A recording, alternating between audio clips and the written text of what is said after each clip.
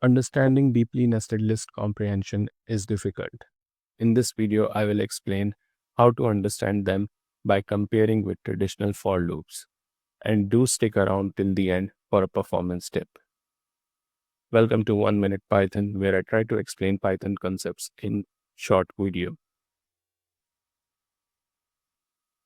Always write the nested list comprehension on multiple lines. Immediately, you can draw parallel to how similar it looks to the traditional for loop. In list comprehension, the expression is at the top, while in traditional for loop, it's at the bottom. Of course, in traditional for loop, you need to append the expression to a list to store the result for later use.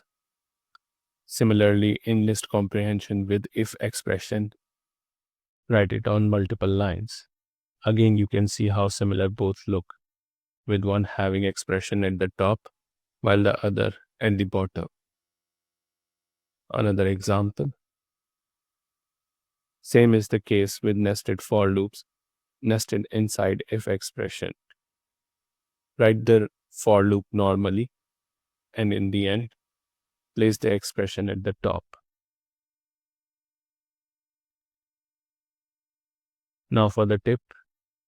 You can see in this for loop, we are computing the square root twice.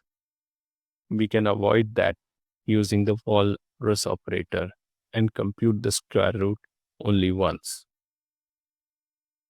That's all, folks. Thanks for watching, and don't forget to subscribe.